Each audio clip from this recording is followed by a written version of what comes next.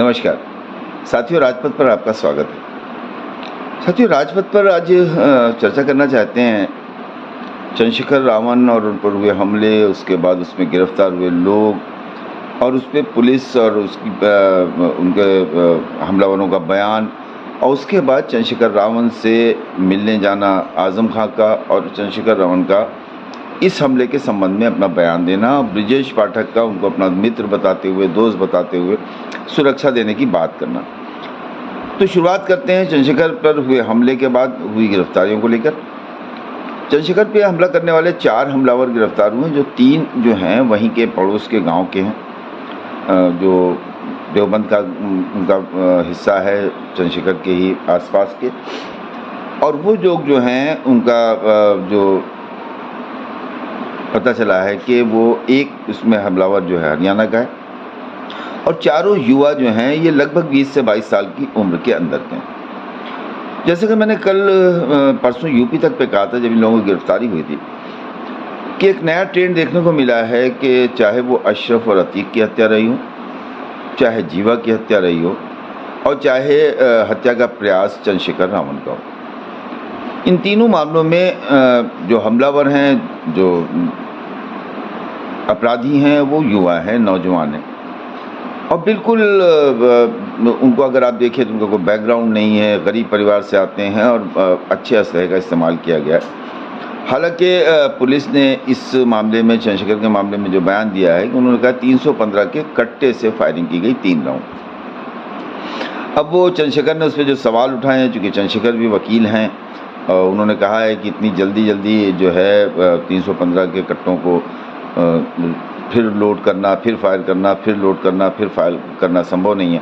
उन्होंने ये भी कहा है 3 नहीं, लगभग आधा दर्जन फायरिंग हुई बार जो है फायर हुए हैं, और पुलिस को जल्दबाजी नहीं करनी चाहिए, बल्कि इस घटना से पूरा पर्दा उठाना चाहिए। एक नया ट्रेंड ये भी देखने को मिला है कि अब जो अपराधी हैं, जो शूटर हैं या हमलावर हैं, उनके बयान को ही पुलिस जो है वो बताती है कि उनका ये बयान है, इस वजह से उन्होंने ऐसा किया। जैसे चंद्रशेखर के मामले में पुलिस का कहना है कि अपराधियों ने ये कहा है कि हमने उनके जो एक समुदाय विशेष के खिलाफ उनकी जो बात है, उनके जो भाषण हैं, उनके जो बयान हैं, उससे हम नाराज़ थे और हम उनकी हत्या करना चाहते थे। इसी तरह से जब जीवा हत्याकांड हुआ अदालत के अंदर, कोर्ट रूम में, तो उसमें भी जो हत्यारा था उसने ये कहा कि हम जो है, हमको एक मुंबई से सुपारी मिली और उसके बाद जेल में बंद लोगों ने कहा कि उसके बाद हमको बहराइच से असलहा मिला। इसी तरह अशरफ और अतीक के हत्याकांड में हत्यारों ने ये कहा कि हम बड़े बदमाश बनना चाहते थे, बड़े माफिया बनना चाहते थे, हम अपना नाम कमाना चाहते थे, इसलिए हमने हत्या कर दी। और तीनों मामलों में पुलिस ने उनकी बातों पर विश्वास कर लिया। इनके पीछे कौन है, असलहा कैसे आया, किसने कब कहाँ कनेक्टिविटी हुई, इसमें कहाँ से कैसे मिले, कहाँ गए, मोबाइल के जो लोकेशंस हैं वो नहीं निकाली गई, मोबाइल का सीडीआर नहीं निकाला गया, किससे कब बात हुई ये नहीं निकाला गया। मतलब जो एक तरीका रहा है अपराध को उस करने का, वो कहीं दिखाई नहीं दिया। तो एक बड़ी चिंता की बात है कि अब जो एक नया ट्रेंड हुआ है, ये ट्रेंड जो है, ये किसी चंद्रशेखर को आप कोई हल्के में नहीं लिया जा सकता। चंद्रशेखर आज़ाद जो हैं वो एक युवा आइकन के रूप में हैं, दलित समाज में उनकी एक अच्छी पहचान है, दलित समाज के युवा उनको फॉलो करते हैं, और उत्तर प्रदेश ही नहीं, राजस्थान, मध्य प्रदेश, बिहार तक दौरे किए हैं, चुनाव वहाँ लड़ा है, तो उनके ऊपर हमले को ऐसे नहीं टाला जा सकता जैसा उन्होंने कहा। दूसरी बात है कि ब्रजेश पाठक जो उत्तर प्रदेश के उप मुख्यमंत्री हैं, उन्होंने कहा कि चंद्रशेखर मेरे मित्र हैं और उनकी सुरक्षा जो है वो दी जाएगी, सुरक्षा बात की जाएगी।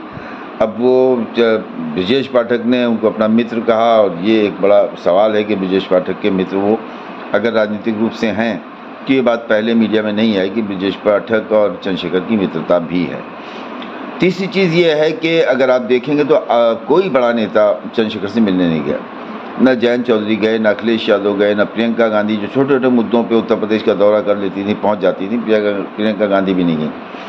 और आज़म खां कल उनसे मिलने उनके घर गए और आज़म खां ने उनसे बात की, और आज़म खां ने उनके साथ जो प्रेस कॉन्फ्रेंस में भाग लिया, उनके साथ बैठे और उन्होंने बताया कि हम चंद्रशेखर भाई से मिलने आए हैं। और चंद्रशेखर ने भी आज़म के सामने मीडिया से बात की और सभी पहलुओं, सभी मुद्दों पे पूरे अपने विचार रखे। तो मैं चाहता हूं कि वो प्रेस कॉन्फ्रेंस जो है उसे आपके सामने पेश करूं जो चंद्रशेखर ने कहा, और सरकार को भी ऐसे मामलों में पूरी घटना को वर्कआउट करते हुए इसके मास्टरमाइंड को ज़रूर तलाश करना चाहिए, क्योंकि बिना मास्टरमाइंड के इतनी बड़ी घटनाएं नहीं होती हैं कि कोई अपने 4 लड़के बैठे हुए हैं, उठे और गए, उन्होंने चंद्रशेखर को गोली मार दी। एक लड़का जो है वो कहीं नौकरी कर रहा है, टाटा जैसी पाइपलाइन पड़ रही है, उसके बाद मुंबई जाता है, लौट के आता है, जीवा को गोली मार देता है। 3 लड़के अलग अलग जगह से आते हैं, एक जगह इकट्ठा होते हैं, उसके बाद आते हैं प्रयागराज में पुलिस की मौजूदगी में, पुलिस अभिरक्षा में अशरफ और अतीक को गोली मार देते हैं और दोनों की मौत हो जाती है। ये इतने आसान मामले नहीं है कि पुलिस उसकी पटकथा को स्वीकार कर ले जो हत्यारों की, अपराधियों की या हमलावरों की है। इसमें अगर पुलिस और प्रशासन इसकी गहन जांच नहीं करता है, इसके पीछे के लोगों पे इस पर पर्दा नहीं उठाता है, तो ये घटनाएं उत्तर प्रदेश के लिए एक अच्छे संकेत नहीं देंगी। और ऐसी घटनाएं जो हैं बढ़ी हैं, उसके पीछे की वजह यही समझी जा सकती है कि सभी को लगता है कि हमारे ऊपर कोई कार्रवाई नहीं होगी, पुलिस की कार्रवाई। और तीनों मामलों में आप देखिएगा तो उन्होंने खुद सरेंडर किया है, और पुलिस जो है उसने उनके आस-पास उनसे जुड़े हुए लोग, CDR, मोबाइल CDR, कब किससे मिले, कब किससे बात की, इसको खोलने की कोई ज़रूरत नहीं समझी है। तो साथियों, वो प्रेस कॉन्फ्रेंस जो चंद्रशेखर ने की है आज़म खां के साथ, वो राजपथ के दर्शकों के लिए है, और आप देखें और उसे कमेंट करें, चैनल को लाइक करें, सब्सक्राइब करें, बेल आइकन ज़रूर दबाएं और वीडियो को ज़्यादा से ज़्यादा शेयर करें। नमस्कार। मुझे यूपी पुलिस की काबिलियत में पहले से कभी शक नहीं था, लेकिन मेरा ये मानना है पुलिस सरकार की होती है और जो सरकार कहती है पुलिस उस हिसाब से काम करती है। जल्दबाजी में कुछ पुलिस की तरफ से इस तरह के बयान दिए गए जो मैं समझता हूं कि जिनकी ज़रूरत नहीं थी, बिना जानकारी के, बिना ब्लास्टिंग रिपोर्ट के कह देना कि गोली जो है वो 315 बोर के कट्टे से चली और हमने कट्टे बरामद कर लिए, या बिना बहुत सारी जानकारियाँ जो तथ्य जो हैं उसमें हैं कि 4 नौजवान लड़के जिनको ये भी नहीं पता कि खाना किस तरह खाते हैं, वो आके किसी पे गोली चला देंगे। और जिस तरह की पुलिस ने कहानी करके बताया कि भाई अचानक से टोल पर उनको पता लग गया कि चंद्रशेखर आ रहे हैं तो हम हमला कर देते हैं। तो हम उत्तर प्रदेश में रहते हैं, उत्तर प्रदेश की कानून व्यवस्था और उत्तर प्रदेश के सरकार के कार्य करने के तरीके और अपने राजनीतिक विरोधियों को निपटाने के तरीकों को भी हम लोग जानते हैं। किसी को CBI ED इनकम टैक्स से निपटा रहे हैं, किसी को मुकदमों से जेलों में ठूस के जबरन झूठे मुकदमे लगा के झूठे गवाह तैयार करके निपटा रहे हैं, और जो उनसे नहीं बचे हैं उनको गोली के जरिए जो है निपटाने काम कर रहे हैं। इसलिए मैं अभी जांच के कई तथ्य हैं और जांच लंबी चलने वाली, मुझे उम्मीद है कि पुलिस बिना किसी दबाव के निष्पक्ष जो है वो इन्वेस्टिगेशन करेगी और इसके पीछे कौन है, किसने किसके कहे पे, किसके इशारे पे, किसने पैसा दिया, हथियार कहाँ से आए, ऑटोमेटिक पिस्टल्स कहाँ से वो बरामद हुई, कौन कौन इसके पीछे है, कौन मॉनिटर कर रहा था, कौन जो है रेकी कर रहा था, इन सब की जांच हो। इसलिए भी ज़रूरी है कि आज मेरे साथ है, कल किसी और के साथ ना हो, क्योंकि उत्तर प्रदेश में विपक्ष के लोग बड़ी मजबूती से जो है अपनी लड़ाई को लड़ रहे हैं। और ये तो उत्तर प्रदेश है, यहाँ तो चुनाव सजा होने के बाद पता लगता है कि DM साहब के दबाव में मुकदमे लिखा गया था, बाद में वादी मना कर देता, लेकिन तब तक बहुत कुछ बदल जाता तस्वीर। पुलिस के आज के खुलासे से आप संतुष्ट हैं या नहीं? मैंने कहा कि मैंने उनको पर्याप्त समय दिया कि वो अपनी कार्रवाई को, गिरफ्तारी की प्रक्रिया आगे बढ़ाए। तो गिरफ्तारी हुई है। मुझे नहीं लगता कि जिन्होंने इतना बड़ा हत्याकांड, तो पुलिस ने कहा ना, आपने सुना कि भाई वो हत्या करना चाहते थे, तो जो हत्या करना चाहता था उसके पीछे कोई बड़ा कारण हो, छोटा कारण नहीं हो, जिस तरह कारण को आप हवाला दे रहे हो। और मैं लोकतांत्रिक व्यवस्था में हूँ, संविधान को मानता हूँ। मैं जहाँ तक मैं मानता हूँ, मैंने किसी का बुरा नहीं किया। आप सब लोग जानते हैं, मैंने किसी को बुरा ना कहा ना किया।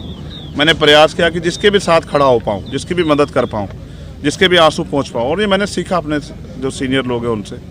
आजम भाई उनमें से एक शख्सियत है जिनसे मैंने सीखा किस तरह से लड़ाई लड़ी जाती है कमज़ोरों की। तो मुझे लगता है कि अभी उनको जल्दबाजी ना करते हुए, माहौल शांत है, हम लोगों ने लोगों को शांत रखा है, हमने अपील की है।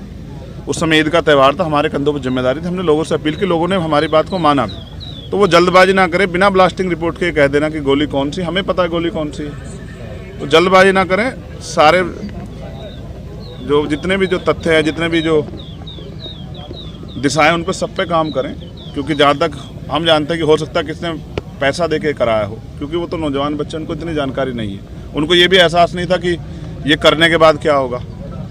तो इसलिए इससे बहुत बड़ा नुकसान हो सकता था प्रदेश स्तर पे भी और देश स्तर पे भी। इसलिए मैं प्रयास करूंगा कि सरकार के दबाव में जल्दबाजी ना करें और जिम्मेदारी से जांच को आगे बढ़ाएं और सभी तथ्यों पर जांच करें। और मुझे अभी भी पुलिस के कुछ अच्छे अधिकारी हैं, उनकी कार्यशैली भरोसा है कि वो सरकार के दबाव में काम नहीं करेंगे और उम्मीद है कि फेयर जांच होगी और ये पता लगेगा इसके पीछे कौन है।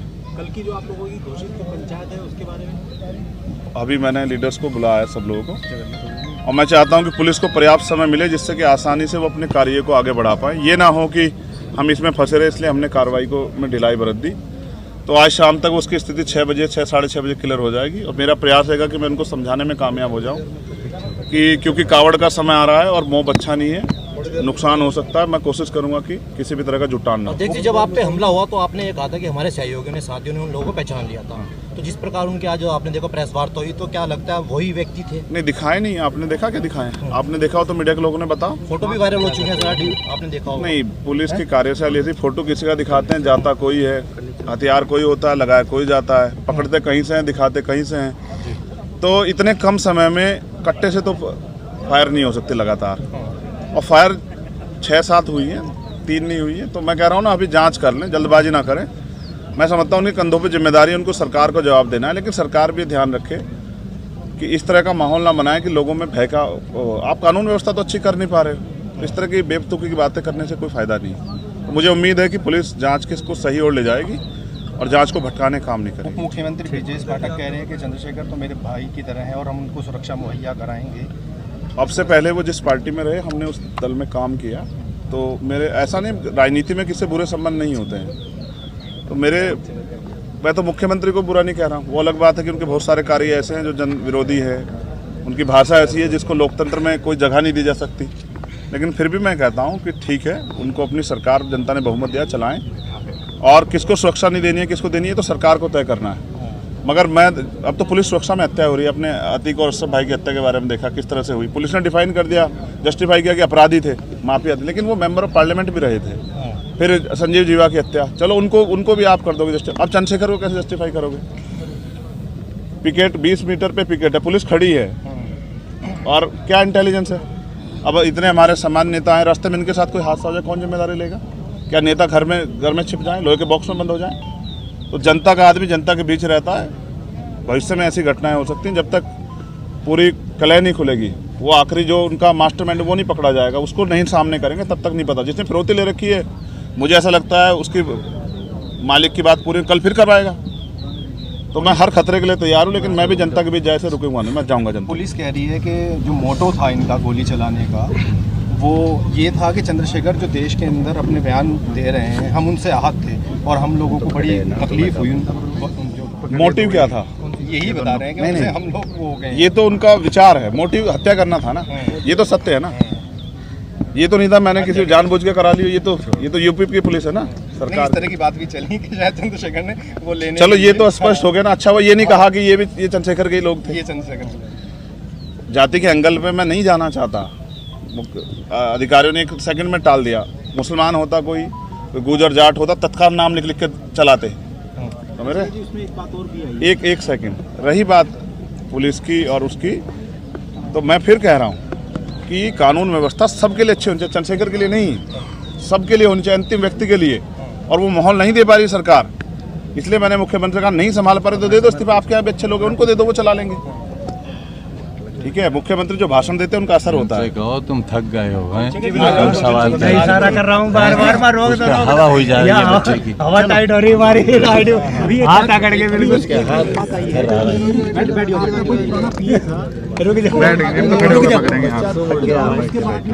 पैर सीधा कर लो, पैर सीधा कर लो भाई मेरे।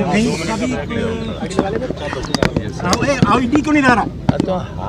नहीं, सच ये है अनिल भाई, ना तो मैंने आज तक कोई पिए रखा है, मैं तो खुद ही पियूँ समाज का। पीता मैं फिर कह रहा हूँ, चर्चा कौन बल दे रहा है? मीडिया के लोग बल दे रहे होंगे या पुलिस के लोग? पहली बात, मेरा कोई पिए नहीं है, मैंने आज तक कोई पिए नहीं रखा है। मेरी इतनी हैसियत भी नहीं कि मैं पिए रखूँ। मैं तो खुद समाज का पिए और कोशिश कर रहा हूँ। और मेरे बयान वही हैं जो आप फिर सुन लो, कि अगर किसी के भी मजलूम के साथ अन्याय होगा तो मैं बोलूँगा। अगर आप लाठियों को, गोलियों के दम पे चुनाव लड़वाओगे, आप लोगों की आवाज़ को कुचलोगे, तो हम लोग बोलेंगे। उसको हम ना नहीं करेंगे, उसके लिए तो चाहे और गोलियां चला लो, ये बात आप तय कर लें।